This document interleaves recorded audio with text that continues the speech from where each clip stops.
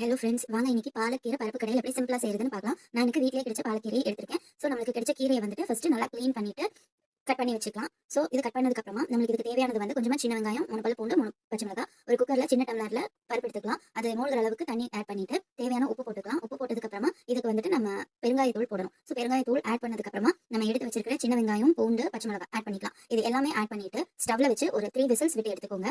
So 3 whistles விடும்போது அது நல்லா நமக்கு எல்லாமே வெந்து கிடைச்சிரும். அது கிடைச்சதுக்கு அப்புறமா நம்ம க்ளீன் பண்ணி கட் பண்ணி வச்சிருக்கிற கீரையை வந்து இது கூட ஆட் பண்ணிக்கலாம். கீரை ஆட் பண்ணதுக்கு அப்புறமா எப்பவுமே கீரை ஆட் பண்ணும்போது நம்ம ஓப்பன் பண்ணி தான் வேக வைக்கணும். ஸோ நம்ம கீரை ஆட் பண்ணிக்கலாம். இது கூடயே ஒரு தக்காளி கட் பண்ணி போட்டுக்கோங்க. கொஞ்சமா மஞ்சள் தூள், கொஞ்சமா சீரகம் ஆட் பண்ணிக்கலாம். ஆட் பண்ணதுக்கு அப்புறமா இது நல்லா மிக்ஸ் பண்ணிக்கோங்க.